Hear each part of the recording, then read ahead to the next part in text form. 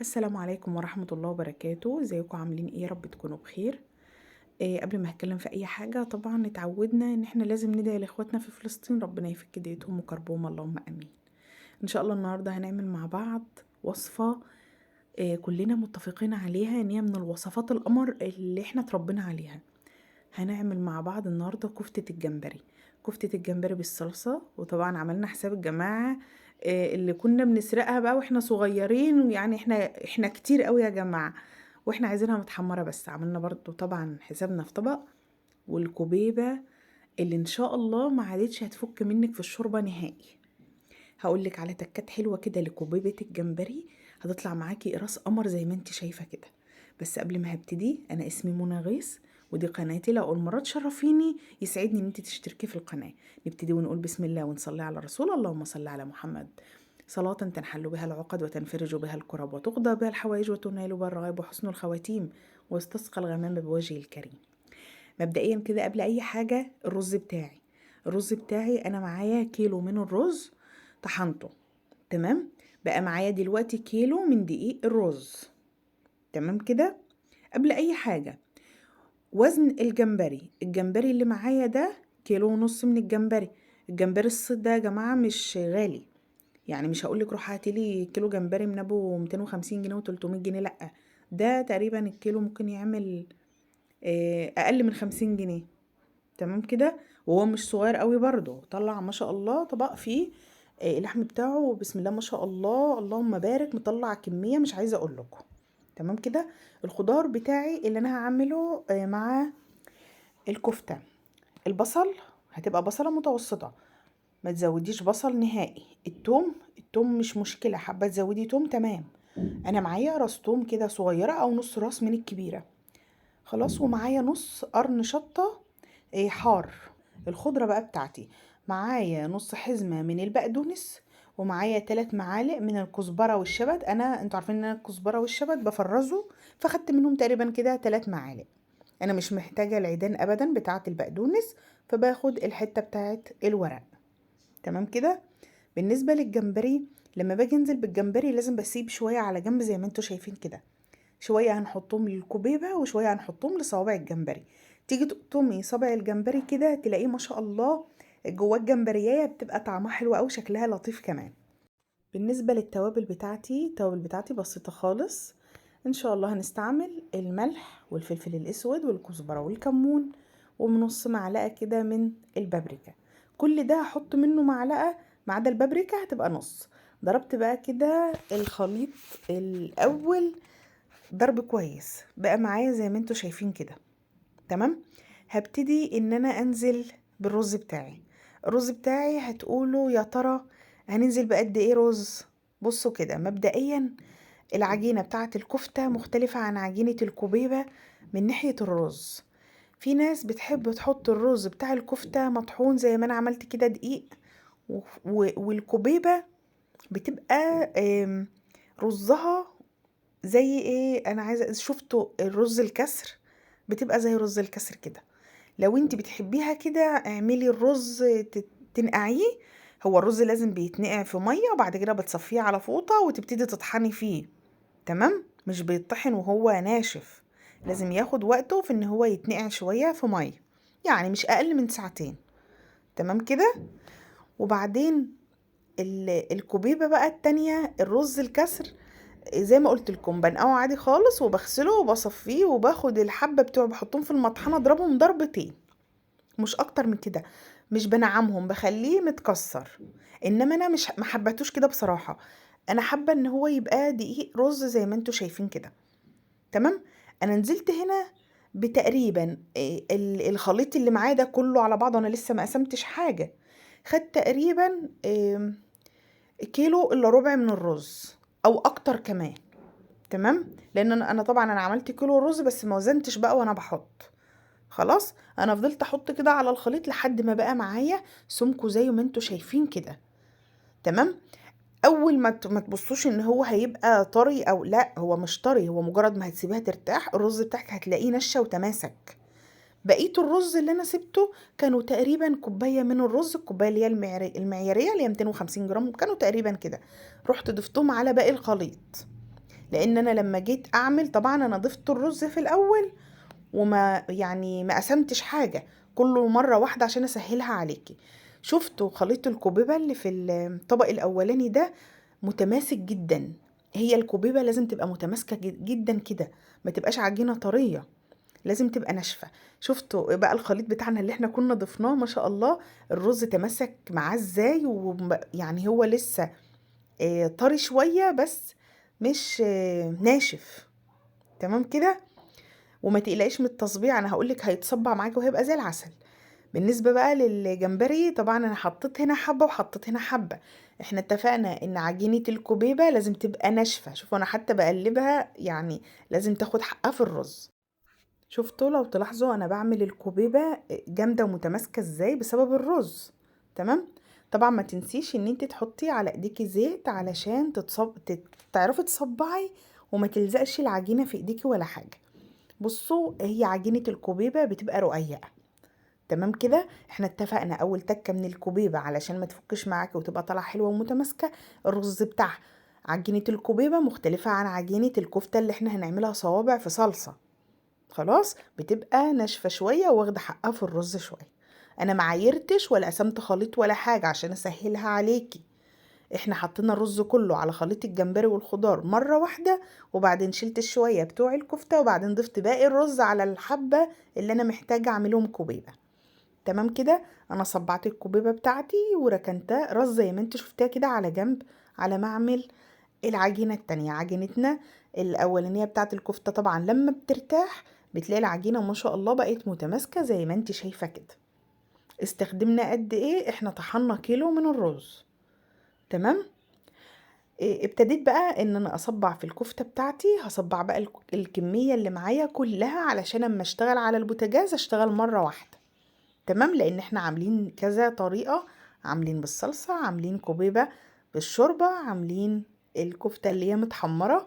طبعا يعني مفيش حد في مصر كلها ما كلش الكفتة دي من ورا امه وهي واقفة في المطبخ، الله يرحمها ويحسن اليها. كانت تبقى واقفة بتحمر في الكفتة واحنا قاعدين نخطف في الكفتة من الطبق. الله يرحمها يا رب. ايه خلصت كده تصبيع الكفتة معايا. ايه هبتدي بقى شغلي على البوتاجاز. بداية كده انا هعمل الصلصة الاول. نزلت بحبة كده من الزيت في حلة، اي حلة عندك، انا استعملت حلة صاج زي ما انت شايفة.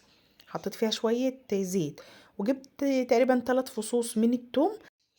اول ما الزيت بيقدح بتروحي نازلة بالتوم بتاعك مفروم زي ما انت شايفة كده، بتديله تشويحة يا دوب يصفر، وبعدين بنزل بالصلصة بتاعتي.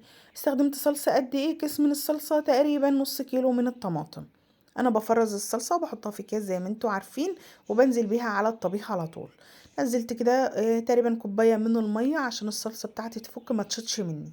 تمام. بغطي عليها بقى وبسيبها على نار هادية على ما اكمل باقي الحاجات اللي انا هعملها التانية. بالنسبة بقى للكوبيبة القمر، بصوا كده، انا مش ببشر البصلة بتاعت الكوبيبة، انا بقطعها تخريط على ايدي كده، تخريط عادي خالص، حبة كبير حبة صغير زي ما هتطلع من تحت ايدك. تمام كده. وبنزل عليهم بشوية من الزيت، وبروح سايباها على النار تتشوح لحد ما تاخد لون معايا. بالنسبة للون بتاع البصلة، شفتوا اللون بتاع الصيادية؟ هو ده تعتبر شوربة الصيادية احنا بنعملها، بس هنعملها للكوبيبة. تحمير بقى صوابع الكفتة. الزيت بتاعك لازم يبقى سخن على نار وسط، اول ما تلاقيها اخدت لون تروحي مقلباها. تمام كده. سهلة وبسيطة خالص في التحمير. اهم حاجة الزيت ما يبقاش عالي قوي قوي النار عليه، عشان ما تلاقيهاش خدت لون زيادة من تحت وتيجي تقلبيها. لا، احنا عايزين الطعم يبقى حلو لما تتحط كمان في الصلصة وما بقاش فيها مرارة من التحمير. بصوا ادي البصلة بتاعتي وصلت للون ده جميل كده جدا. نزلت عليها بتقريبا كوبايتين من المية، وهغطي عليها شوية واسيبها تغلي. خلاص كده ده لون الكفتة معايا بقى قمر حلو قوي كده. هبتدي ان انا اخرجه واحط تاني دفعة من الكفتة. تمام. الشوربة بتاعتي بتاعت الكوبيبة غليت معايا كويس جدا اهي. هنعمل ايه دلوقتي بقى؟ الخطوة التانية هبتدي ان انا اضربها. لازم كل البصل ده يتضرب. في عندك هاند بلندر تمام، اشتغلي وهي على البوتاجاز عادي، بس خدي بالك طبعا لان بتبقى سخنة جدا. مفيش هاند بلندر ممكن تضربيها في الخلاط، بتسيبيها تهدى شوية تبرد شوية وبعد كده تضربيها في الخلاط معاك. بالنسبة للتوابل انا نزلت برشة من الملح، رشة من الفلفل الاسود، ورشة من الكمون. وهبتدي انزل بقراص الكوبيبه بتاعتي كده والميه بتاعتي بتغلي. بصوا انا حطيتهم ورا بعض بينزلوا دفعه واحده كده زي ما انتوا شايفين. تمام كده. وسبتهم بقى لا بغطي ولا اي حاجه، هي مش بتتحمل معايا، بتاخد تقريبا من 5 دقايق ل7 دقايق على النار كده وهي بتغلي. بصوا انا بقلب ازاي بالاسباتيولا. طبعا انت وانت بتقلبيه بتاخدي بالك كده بالراحه، واحده واحده، مش بتهرسيها. انا بجيبها من طرف الحله كده وبروح جايباها من تحت. دقت الشوربه بتاعتي، لقيت الشوربه بتاعتي محتاجه شويه ملح وحطيت عليها رشه من الشطه. تمام. شفتوا انا بقلب في الكوبيبه بتاعتي ومش قلقانه خالص. طبعا الكوبيبه بدات تظهر كمان اهي. الشوربه طبعا بتقل لان الرز طبعا بيشرب من الشوربه. الكوبيبه بتاعتك ما تاخدش اقل من 5 دقايق ولا ازيد من 5 دقايق او ل7 دقايق. تمام كده. خلاص كده انا لقيتها ما شاء الله معايا قمر. هبتدي ان انا اجيب مصفى واطلع الاقراص بتاعه الكوبيبه. بصوا انا عملت دفعه من الكفته ودفعه تانية من الكفته برضو حطيتها وهي في الشوربه، ودلوقتي هخرجها. بخرجها ازاي؟ طبعا انا مش هخرجها واحده واحده، انا بس بحاول ان انا اظبط ايدي علشان اطلع كام واحده كده مع بعضهم، وابتدي انزلها في المصفى عشان طبعا اما اجي احمرها. بالنسبه للتحمير بتاعها، في ناس لما بتيجي تحمرها بتحمرها زي ما هي كده، يا دوب بتحط شويه الزيت وتروح نازله بالكوبيبه على طول، ما بتضيفش عليها اي حاجه. اي حاجه زي ايه يا منى؟ اي حاجه زي كفر خارجي. احنا هنعمل لها كفر خارجي قمر قمر، بس ما تقيموش عليا لحد يا جماعه.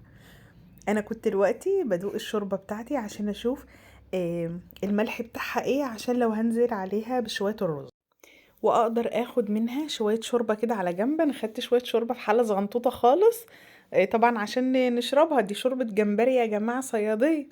بصوا ما شاء الله معايا في جمبري واقع في الشوربه يعني. ده لوحده كنز كده مع الرز. انا هزود بس الشوربه دي شويه وهولع عليها النار كده تغلي غلوه واروح نازله عليها بالرز بتاعي. انا كنت غاسله رز وطبعا سبته يصفى، وهاخد منه جزء كده لرز الصياديه لان انا عامل 2، واحد صياديه وواحد ابيض. نزلت كده بالكميه المطلوبه على الحله وهبتدي ان انا اقلب فيها. طبعا ما تزوديش شوربه قوي لان رز الصياديه ما ينفعش يبقى يعني حتى مستوي، يعني لازم يبقى مفلفل جدا. فاهميني يا جماعة؟ الرز بتاعه يارو بيبقى اقل شوية. طبعا هو اقل من مستوى من فوق مستوى الرز بصباع. احنا بنعمل عقلة صباع كده، لا انا عايزة اقل من عقلة الصباع شوية. وخلاص هو بيغلي اهو، هغطي عليه. اول ما يتشرب المية هروح حطاه الشياطة ومهديه على النار خالص وسايباه براحته. بالنسبة للكفر الكوبيبة اللي احنا هنتخانق عليه، بصوا انا حطيت كده بضايه في طبق وانزل عليها بمعلقتين من اللبن بس عشان تفك سمك البيضه بتاعتي يخف شويه. بصوا هتستغربوا هتقولوا ايه ده بيض ولبن وجمبري وكوبيبه. بصوا والله والله يا جماعه اعظم كفر هتعملوه للكوبيبه. اعملوه بس والله يبقى تحفه جدا، ومش هتبطلوا تعملوه كده. تمام. حطيت بس رشه كده من الفلفل الاسود، وبعدين هنزل في طبق تاني بالكفر بقى اللي انا هحطه بعد البيض، اللي هو الفيجيتار. ده فيجيتار سايب، انا كنت جايبه من عند العطار ومش حار، ده فيجيتار عادي. تمام. لان اصلا كفتة الجمبري مش بتحب ان هي تبقى حارة. من الحاجات اللي ما تكتريش فيها توابل، زي ما انا قلت لك التوابل في الاول خالص كانت بسيطة خالص، فهو مش بيحب التوابل كتير عشان انت ما تضيعيش طعم الجمبري بتاعك. وبروح نازله بقرص الكوبيبه كده على البيض واروح نازله بيه على الكفر التاني اللي هو الفيجيتار. هنعمل بقى كده كام واحده قدامكم اهو، وبروح مصفياها بالشوكه واروح نازله على كفر الفيجيتار معايا. الفيجيتار ده حلو جدا يا جماعه، موجود عند اي عطار ومش غالي خالص. يعني حبه ب10 جنيه هيجيبولك حبه حلوين جدا. طبعا احنا البواكي التانية ديت احنا يعني خلاص مقاطعينها. تمام. فخلينا احنا، وبعدين هتبقى مش مقاطعة كده مؤقتة، لأ احنا عايزينها تبقى حاجة كده مدى الحياة، وشجعوا منتج البلد والشباب علشان شبابنا احنا ما يفضلوش رايحين جايين على السكك على البلاد ويسافروا ويهاجروا، واللي مسافر عشان يشتغل. لا، احنا عايزين شغلنا كله يبقى في بلدنا ان شاء الله. الكوبيبه بتاعتي خلاص انا عملتها. بالنسبه للكفته انا نزلت بشويه الكفته اللي انا هحطهم في الصلصه زي ما انتوا شايفين كده. تمام.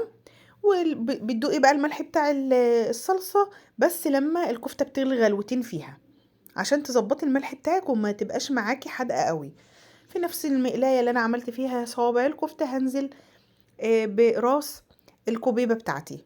اول ما بتاخد لون راس الكوبيبه بتحب تاخد لون ذهبي، اول ما بتاخد لون معاكي بتروح قلبها على الناحيه التانية، هي كده كده مستويه اصلا، احنا يا دوب بنحمرها. الرز بتاعي زي ما انتوا شايفين كده كان اتشرب الميه بتاعته، وحطيت له الشياطه وحطها على النار الهاديه خالص. كفتة الجمبري خلاص كده بتغلي معايا ما شاء الله. برضو الصلصة قلت عليها خالص لان طبيعي الرز هيشرب من المواد السائلة اللي في الحلة. دقت كده الكفتة بتاعتي لقيتها محتاجة شوية من الملح ورشة كده من الفلفل الاسود، ورحت اديتها تقليبة. بصوا انا بقلب بكل اريحية ازاي، مفيش اي حاجة هتفك معاكي لو اتبعتي كل الخطوات اللي قلتلك عليها، وهتقلبي وهتهرسي والصوابع هيطلع معاكي صباع صباع وقرص قرص. مفيش اي حاجة هتفك ولا هتتهري معاكي لا في الشوربة ولا في الصلصة. خلاص كده انا خلصت قراص الكوبيبة، ده لون كده حلو قوي اللي انا محتاجاه، مش محتاجة اكتر من كده. هبتدي اخلص بقية الكوبيبة بتاعتي وكده يبقى احنا خلصنا يا جماعة. طبعا الرز الابيض بتاعنا رز عادي خالص، انا كنت غاسلة كمية، حطيت كمية للرز الصيادية، والكمية الباقية حطيت عليها شوية من المية، واول ما اتشربت والملح طبعا والزيت، واول ما اتشربت رحت حطاها على نار هاديه برضو لحد ما يستوي. خلصنا بقى الوصفه بتاعتنا القمر. مطلعين كميه حلوه قوي قوي من عجينه الجمبري، تحفه يا جماعه. طبعا ما ننساش المخلل، الاكله دي لازم المخلل اللي احنا عاملينه مع بعض في القناه والزيتون. شوربة الصيادية والرز الصيادية حاجة كده خطيرة. بالنسبة لطبق الكفتة المتحمر ده أساسي طبعا، ده بتاع الجماعة اللي هم احنا بصوا كنا الحرامية بتوع زمان، احنا حرامية الكفتة. ده شعب كامل يا جماعة كان بياكل الكفتة وهي متحمرة. وبالنسبة للكوبيبة بتاعتي بصوا كوبيبة قمر، متماسكة جدا وتحفة تحفة. الكفر برضو بتاعها موديها في مكان تاني خالص، لو انت حابة ان انت تحمريها من غير كفر برضو هتبقى حلوة جدا، بس الكفر بتاعها يعني مزودها حلاوة. بالنسبة للكفتة بتاعة الصلصة ما شاء الله الكفتاية بصوا مفرغة من جوه ازاي، احنا لا حطينا بيكنج باودر ولا بيكنج صودا ولا اي حاجة اللي هو الكربوناتو، ما حطيناش اي حاجة. كل الشغل بتاعنا شغل بيتوتي بسيط خالص، مفيش في اي افتكاسات زيادة. اتمنى من كل قلبي ان تكون الوصفة عجبتكم، والف هنا مقدما للي هيجربها. لو الفيديو عجبك ما تنسيش اللايك، ما تنسيش الشير والاشتراك في القناة. استودعكم الله الذي لا تضيع ودائعه، اشوفكم على خير ان شاء الله. السلام عليكم ورحمة الله وبركاته.